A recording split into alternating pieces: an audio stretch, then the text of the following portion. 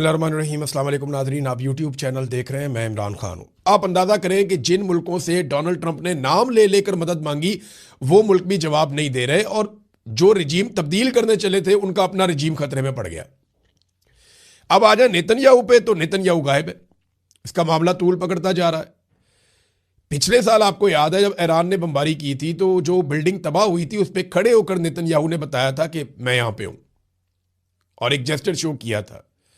वो नेतन्याहू अब किधर है, कोई समझ नहीं आ रही। दुनिया भर के अंदर ये सवाल पूछा जा रहा है कि नेतन्याहू मारा गया, नेतन्याहू जख्मी हो गया, किधर गया।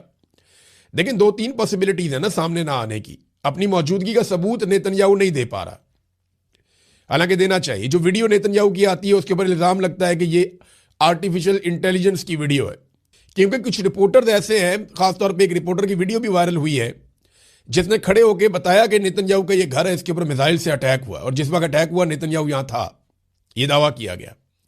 ईरान ने सऊदी अरब पे होने वाले जो ड्रोन हमले हैं और जो मिसाइल हमले हैं उनसे अपने आप को अलग कर लिया। उन्होंने कहा ऐलान ला ताल्लुक की हमने किए ही नहीं, हमने सिर्फ फौजी अड्डों को निशाना बनाया। सऊदी अरब के अंदर जो दीगर तनसीबात को निशाना बनाया गया है, चाहे वो ड्रोन आए हैं चाहे वो मिसाइल आए हैं, उनका ईरान के साथ कोई ताल्लुक नहीं है, ये उन्होंने दावा किया। और ये भी कहा कि सऊदी अरब इसकी एक तहकीकात करवा ले, इसकी एक इंक्वायरी करवा ले कि ये ड्रोन्स और मिसाइल कहां से आए हैं। इसका इल्ज़ाम ईरान जो है वो इसराइल और अमेरिका पे लगाता है। वो ईरानी फौज के तर्जुमान ने भी ये कहा और ईरान के वजीर खारजा ने भी यही बात की। वो यही बात करते हैं और बार बार ये बात करते हैं कि ये हम नहीं कर रहे। अमरीकियों ने हमारे ड्रोन जैसा एक ड्रोन तैयार किया है, इसके जरिए अरब ममालिक में कुछ मकामात को निशाना बना रहे हैं, यह भी ईरानी वजीर खारजा ने कहा है। तो उन्हें यह लगता है कि तहकीकाती कमेटी बना लें और इसके अंदर बेशक ईरान को भी शामिल कर लें। ईरानी वजीर खारजा ने कहा कि मुमकिन है कि अरब ममालिक में शहरी अहदाफ पर होने वाले हमलों के पीछे इसराइल हो। ईरान ने खलीजी ममालिक में किसी भी शहरी या रिहायशी इलाके को निशाना नहीं बनाया। अमरीकी साख्ता ड्रोन लोकस भी खित्ते में अहदाफ पर हमलों में मुलव्वस हो सकता है। तेहरान ऐसे इकदाम को खुशामदीद कहता है जो जंग के मुकम्मल खात्मे की तरफ ले जाएं। अब ये ईरान कह रहा है जी हम नहीं मार रहे। अच्छा, जो स्टेटमेंट सऊदी अरब की जानिब से आ रहे हैं, देखें मोहम्मद बिन सलमान फिलहाल खामोश हैं, लेकिन जो उनके बहुत करीबी लोग हैं वो जब बात करते हैं तो वो मोहम्मद बिन सलमान की बात होती है। वहां सऊदी अरब में ऐसा नहीं होता कि MBS कुछ और सोच रहे हैं और बाकी सारे लोग कुछ और कह रहे हैं। अब यहां पे जो एक दो टोक जवाब आया सऊदी अरब की जानिब से, यानी सऊदी अरब के शहजादा तुर्की अल फैसल हैं, ये बहुत इंपॉर्टेंट शख्सियत हैं, ये साबिक इंटेलिजेंस के सरबराह भी हैं सऊदी अरब के, और ये रॉयल फैमिली है। ये वही बात करते हैं जो सऊदी अरब की बात होती है। तो उनसे जब पूछा गया कि असल खतरा कौन है, ईरान है या इसराइल है, इस पर उन्होंने बड़ा दो टोक जवाब दिया। उन्होंने कहा इस वक्त असल खतरा बिलाशुबा इसराइल ही है, जो हद से ज्यादा ताकत हासिल कर चुका है और अब पूरे खित्ते को धमकाने लगा है। इसराइल ही मसाइल को हवा दे रहा है और उसे काबू में लाना जरूरी है। ये जनाब सऊदी अरब की सोच है। देखिए, अरब ममालिक ने ना बड़ा रिस्ट्रेंट का मुजाहरा किया है। जिस तरह ईरान ने इन ममालिक के अंदर अमरीकी फौजी तनसीबात को निशाना बनाया, अरब ममालिक इस बात को समझते हैं कि यह फौजी तनसीबात को निशाना बनाया जा रहा है, और अरब ये बात भी अब समझते हैं कि ये अमरीकी फौजी तनसीबात जो यहाँ पे अड्डे मौजूद थे, ये अरबों की हिफाजत के लिए नहीं थे, ये अमरीकी मफाद के लिए थे। अरबों डॉलर भी हमसे ले लिए, और तब हिफाजत करने का वक्त आया तो सिर्फ इसराइल की हिफाजत के ऊपर तवज्जो दी गई। ये बात अब अरब समझते हैं, और ये बात वो बरमला कर भी रहे हैं। उनके तजियाकार ये बात कर रहे हैं, उनका मीडिया ये बात कर रहा है, और अरब हुकूमतें उनको ये बात करने से रोक भी नहीं रही। वहां पर डेमोक्रेसी नहीं है कि आप कोई भी बात करें। वहां जो बात होती है वो एक पॉलिसी के तहत होती है, और वो सब लोग ऐसी ही बात कर रहे हैं। नाजरीन, एक बार बार बात की जाती है कि भारतीय टैंकर्स को ईरान ने गुजरने दिया, और भारत के साथ ईरान के बड़े अच्छे ताल्लुकात हैं। भारत पाकिस्तान का, पाकिस्तान में कई लोग ये गेम उठाते हैं। देखिए, पाकिस्तान में चंद किस्म के लोग हैं जो ईरान की मुखालफत बिला वजह ही कर रहे हैं। एक तो वो लोग हैं जो मौजूदा मिलिट्री रिजीम के बेनिफिशरी हैं। मौजूदा जो मिलिट्री रिजीम है ना, वो ये समझता है कि उनका इक़्तिदार तब तक बाकी रह सकता है जब तक वो ट्रंप को खुश रखेंगे। तो ट्रंप को खुश रखने के लिए ईरान को खुश ना रखना जरूरी है, ईरान की मुखालफत करना जरूरी है। तो उनके जितने भी बाल बच्चे हैं ना, या बच्चे जमूरे हैं, वो सारे के सारे ईरान के खिलाफ बिला वजह हुए हैं। दूसरा, एक शिया सुन्नी का भी एक प्रॉब्लम है पाकिस्तान के अंदर, उस बुनियाद पे भी कई लोग बिला वजह ईरान के खिलाफ हैं, और एक बुग्स के अंदर जो है वो आपस में डले हुए हैं। ये अफसोसनाक है, लेकिन ये हकीकत है, इससे हम भाग नहीं सकते। तो अब यहां पे एक अधूरी खबर दी गई जनाब के 2 भारतीय टैंकर्स को गुजरने की इजाजत दी ईरान ने। नहीं, वो एक सौदेबाजी हुई है। असल खबर ये है, जो फैक्ट चेक कर लेते हैं उसमें वो ये है कि ईरान ने आबनाए हुर्मत से सिर्फ 2 भारतीय टैंकर्स को गुजरने की इजाजत दी है और इस शर्त पे दी है कि भारत इसके बदले में उन 3 ईरानी टैंकर्स को ईरान वापस भिजवाएगा जिन्हें भारत ने 10 फरवरी को अमरीकी ईमा के ऊपर जब्त कर लिया था। भारत ने पकड़ लिए थे 3 टैंकर ईरान के, अमेरिका के कहने पे। अब यहां से ईरान 2 टैंकर छोड़ा भारत के और वो 3 टैंकर वापस आएंगे। ये सौदेबाजी है। अधूरी खबर देकर ये कोशिश की जा रही है कि जैसे भारत और ईरान मिल गए और पाकिस्तान पे पता नहीं हमला करने वाले हैं। ऐसा नहीं है। ना ही ईरान पाकिस्तान पे हमला करने वाला है, ना ही वो अरब ममालिक पे हमला कर रहा है। वो ये कहते हैं कि ये हमले कोई और कर रहा है, हम सिर्फ फौजी अहदाफ को निशाना बना रहे हैं। नाज़रीन, ईरान ने बहुत सारे हथियार ऐसे हैं जिनको चलाया ही नहीं था। ये बात पहले ऐसा लगता था कि ईरान ने अभी तक क्यों नहीं चलाया, शायद ये बढ़ा चढ़ा के बता रहे हैं, लेकिन अब ये चीज़ें साबित हो रही हैं। पहली मरतबा ईरान ने सजील मिसाइल फायर किया है। बड़ा एक्यूरेट बैलिस्टिक मिसाइल है और 2000 किलोमीटर तक जाके ये मार करता है। तो ये पहली मरतबा सजील मिसाइल उन्होंने चलाया और इसकी वीडियो भी जारी की। उन्होंने दिखाया ये हमारा बड़ा कामयाब मिसाइल है और ये जाके हिट करेगा। नाज़रीन, अब पाकिस्तान के अंदर से चंद छोटी छोटी खबरें मैं आप तक पहुंचा देता हूं। सबसे पहले तो ख्वाजा साद रफीक हुकूमत की जानिब से पहली शख्सियत हैं जिन्होंने खुलकर सही बात की है। इससे पहले हुकूमत जो है वो ये बात करने से डरती है। मैंने आपको बताया ना कि मिलिट्री एस्टेब्लिशमेंट का रजीम है। ये लोग तो ना 3 में ना 13 में, तो वो वही करते हैं जो आसिम मुनीर साहब चाहते हैं। लेकिन ख्वाजा साद रफीक जो है उनका स्टेटमेंट इंटरेस्टिंग है। उन्होंने कहा जी, खलीजी ममालिक में कायम अमरीकी फौजी अड्डे खित्ते में बेचैनी और अदम इस्तेहकाम की बुनियाद है। उनका वाहिद मकसद अमरीकी इस्तेमार और सहूनियत का तहफ़्फ़ुज़ है। दौलतमंद अरब ममालिक से उनकी सिक्योरिटी के नाम पर दौलत इकट्ठी की जाती है, फिर उसे अमरीकी मफादात के लिए इस्तेमाल किया जाता है। अरब दुनिया समेत दीगर मुस्लिम ममालिक में फैले हुए बिगाड़ और अफरा तफरी की जड़ें इन अमरीकी फौजी अड्डों से जुड़ी हैं। खलीजी ममालिक से इन फौजी अड्डों का खात्मा ही खित्ते में इस्तेहकाम और पायदार अमन की जमानत है। ये ख्वाजा साद रफीक ने स्टेटमेंट दिया है। PMLN से, हुकूमत से इनका ताल्लुक है। तो चलो कम से कम एक आदमी तो बोला ना, एक आदमी तो वो बात की जो बाकी पाकिस्तानी भी कर रहे हैं। नाज़रीन, पंजाब के अंदर सूरत पता क्या है? एक तो इनके जहाज का रोला पड़ा हुआ, कर दिया हम केस करेंगे, हम ये करेंगे, वो करेंगे। देखें, अयाशी वाला जहाज है, 11 अरब रुपए का इन्होंने ले लिया है। अब वो कभी वैलेंटाइन, कभी हनीमून, पता नहीं कौन कौन सी खबरें इसके बारे में छपती रहती हैं बिला वजह ही। अब पता नहीं ये खबरें ठीक हैं या गलत हैं, लेकिन जहाज कंट्रोवर्शियल हो गया पहले दिन से, बेड़े ही गर्क हो गया। और ये कंट्रोवर्शियल इन्होंने खुद किया है। पंजाब के 20,000 उस्ताद 3 महीनों से तनख्वाहों से महरूम है, उन्हें तनख्वाहें नहीं मिल रही। ये मारियम इमन साहिबा ने खबर दी है। और महकमा हेल्थ के मुलाजमीन भी तनख्वाहें नहीं मिल पा रही उन्हें भी, वो भी बेचारे तनख्वाहों के लिए तरस रहे हैं। मरियम नवाज हेल्थ क्लिनिक इन्होंने बनाए थे, वहां पे भी हजारों मुलाजमीन तनख्वाहों से महरूम है। सुथरा पंजाब वाले जो है मुलाजमीन, वो बेचारे शिकायतें कर रहे हैं और ऐसी ही शिकायतें उनकी भी हैं। मगर इनको अयाशी के लिए 11 अरब रुपए का जहाज चाहिए। यहां जो स्कूल है वो उन पे कर्जे चढ़ रहे हैं। पंजाब के जो सरकारी स्कूल हैं वो मकरूज हो रहे हैं, लेकिन इनको फिक्र ही नहीं है। बिजली के बिल वो अदा नहीं कर पा रहे। अफ्तारियों का इन्होंने ऐलान किया था, इतने फोटो लगाए मरियम नवाज के, लेकिन अफ्तारी नहीं करवा सके। 1 हफ्ता पहले ही इन्होंने प्रोजेक्ट ही बंद कर दिया। वो लोग खाना खाने के लिए पहुंचे, वहां अफ्तारी पे खाना ही नहीं था। ये सारी वीडियो सोशल मीडिया पे वायरल है। गरीब लोग पहुंचे खाना खाने के लिए, हफ्ता पहले ही इन्होंने उठा दिया सारा कुछ। ये बजट ही नहीं है। जिनके पास पैसा नहीं है, जो स्कूल नहीं चला सकते, जो हेल्थ नहीं चला सकते, जो अफ्तारी नहीं खिला सकते, जो कोई सब्सिडी नहीं दे सकते, वो लोग 11 अरब रुपए का जहाज जरूर ले सकते हैं अयाशी के लिए। अब जहाज चला गया वियना, ये बता ही नहीं रहे। अब कहते हैं केस करेंगे लोगों के ऊपर। तो वो सहाफी है ना अमेरिका में, वकास साहब, उन पे जाके आप कर दें केस। आप वहां जाएंगे, आपको साबित करना पड़ेगा कि जो बात उन्होंने की है वो गलत है, तो वहां जाके कर देना केस। पाकिस्तान में तो बड़ा आसान है, जिसको दिल करता है आप एक फोन करते हैं, केस हो जाता है फौरी तौर पे। केस तो होना चाहिए था इंफॉर्मेशन मिनिस्टर के ऊपर। देखें, जहाज आपने खामोशी से खरीदा पहले तो। दूसरा, जहाज की खरीदारी में शफाफियत, इस पे सवालिया निशान है। तीसरा, यह कहा कि ये एयर पंजाब का जहाज है, इतना बड़ा झूठ बोला इंफॉर्मेशन मिनिस्टर ने। चौथा जी, तकनीकी काम के लिए नया जहाज आपने खरीदा है। चले नया नहीं है तो अभी आपने जहाज खरीदा है, 1 महीने के बाद ही उसको आपने भिजवा दिया वियना में कि जनाब ये जा रहा है तकनीकी मसाइल ठीक करने के लिए। कौन से सीटों के कवर चेंज हो रहे हैं, कौन से अंदर डिजाइन चेंज हो रहे हैं, अयाशी के कौन से नए सामान जहाज के अंदर लग रहे हैं, ये बताया जाए ना कौम को कि कितनी अयाशी करें आप कौम के पैसों पे। हालत यह कर दी है कि पाकिस्तान की टेक्सटाइल की बरामदात मजीद 7.2% कम हो गई हैं, गिर गई हैं। चावल की बरामदात 35% गिर गई हैं। पाकिस्तान में कमाई का जरिया सिर्फ और सिर्फ महंगा पेट्रोल, महंगी बिजली, महंगी गैस और ओवरसीज पाकिस्तानी जो पैसा अपने घर वालों को भेजते हैं रेमिटेंसेस की सूरत में, वही रह गया है। और धड़ाधड़ कर्जे लेते जा रहे हैं और इसके जरिए से ये मईशत चलाने की कोशिश कर रहे हैं। बेड़ा गर्क कर दिया इन्होंने पाकिस्तान की और पंजाब की मईशत का।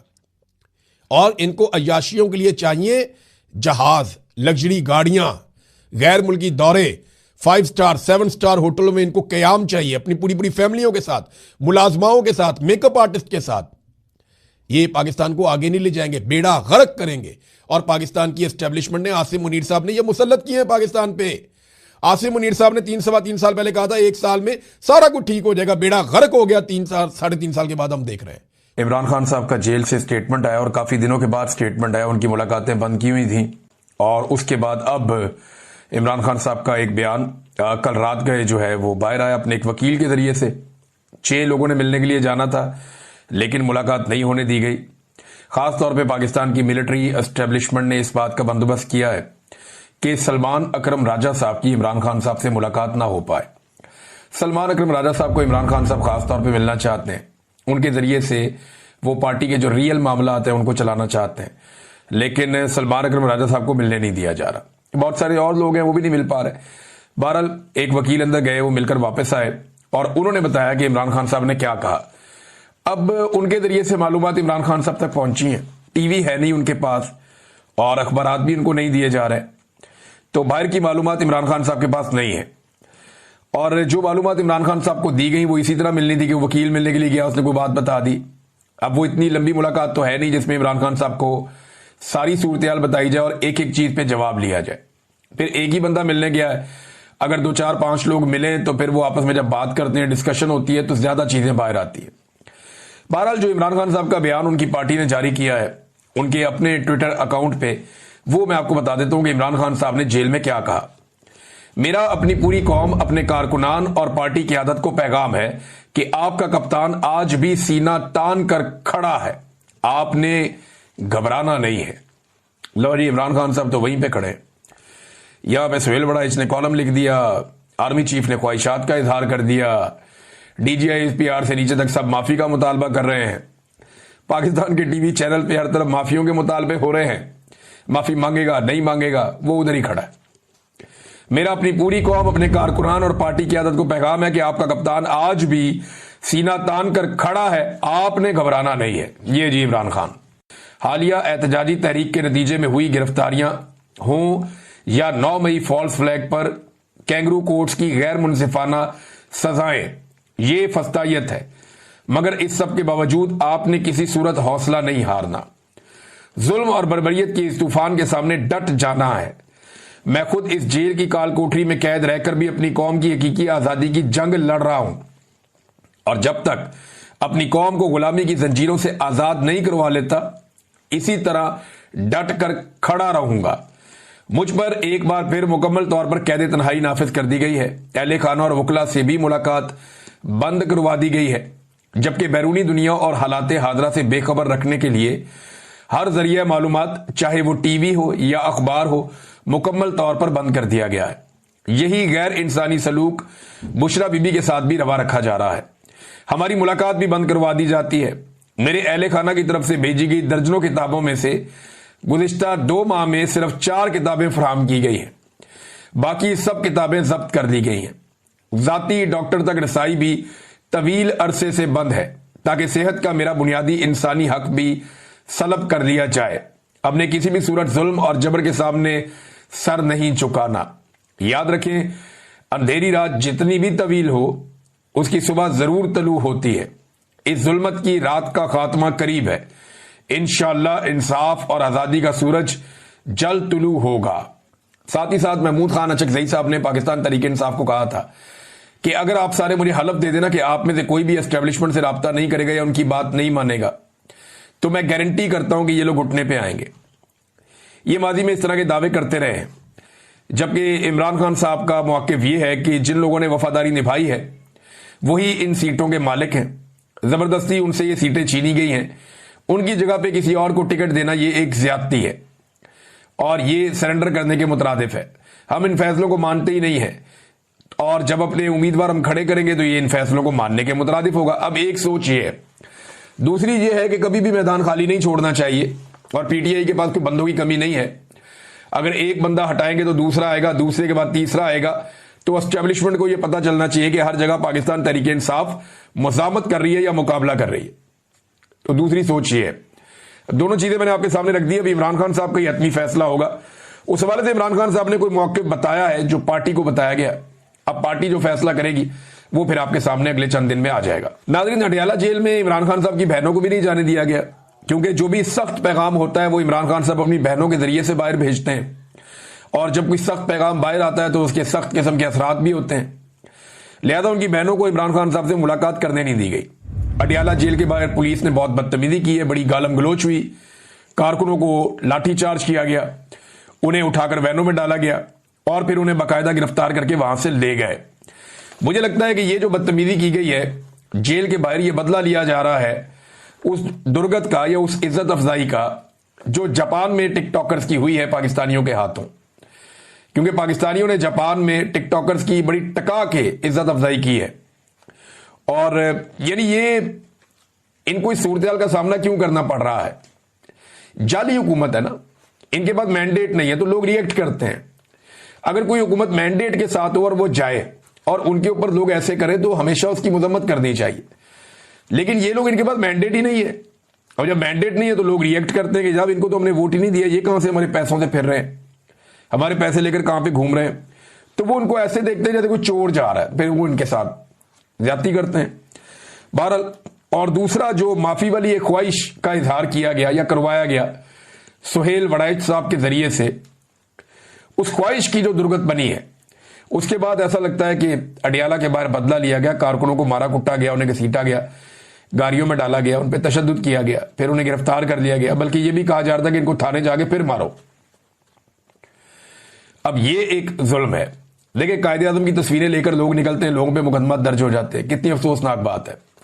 इमरान खान साहब की बहनें वहां पे मौजूद रही सारा दिन, उन्होंने बड़ी कोशिश की कि इमरान खान साहब से उनकी मुलाकात हो जाए, लेकिन उनकी मुलाकात इमरान खान साहब से नहीं करवाई गई। और अलीमा खान साहब ने कहा कि हम अपने भाई के लिए परेशान हैं, कोई शौक से तो हम यहां बैठने नहीं आए। फिर इस यकीन दहानी पर हमें एसएचओ ने आकर कहा कि आपकी कल मुलाकात करवा दी जाएगी। अब ये अलीमा खान साहब ने कहा, उन्होंने कहा कल हम फिर आएंगे, क्योंकि हमें इंतजामिया ने कहा है कि कल मुलाकात करवाएंगे। अब देखते हैं कल पाकिस्तान तहरीक इंसाफ के लोग आते हैं या इमरान खान की बहनें आती हैं तो उनकी मुलाकात करवाई जाती है या नहीं करवाई जाती। राणा सनाउल्लाह साहब ने एक स्टेटमेंट दिया। राणा सनाउल्लाह साहब का स्टेटमेंट बड़ा सादा सादा है और बड़ा तफसीली स्टेटमेंट भी है, बहुत डिटेल के साथ भी आया हुआ है। वो ये कहते हैं कि नफरत की सियासत, इंतकाम की सियासत नहीं होनी चाहिए, मुल्क जो है वहां पे सियासी इस्तेहकाम होना चाहिए। इसका मतलब यह है कि उन्हें इस बात की समझ आ गई है कि सियासी अदम इस्तेहकाम खत्म नहीं होगा जब तक कि इमरान खान साहब को रिहा नहीं किया जाएगा, और जब तक इमरान खान साहब नहीं चाहेंगे तब तक ये अदम इस्तेहकाम रहेगा। वजह यह है कि मैंडेट इमरान खान के पास है और अवाम इमरान खान को फॉलो कर रही है, उनके पीछे चल रही है। राणा सनाउल्लाह ने कहा कि मुस्लिम लीग नून इंतकाम की सियासत पर यकीन नहीं रखती। आप इमरान खान साहब की सूरत हाल देख लें, ये जो कुछ भी हो रहा है नून लीग की हुकूमत इसमें जिम्मेदार है।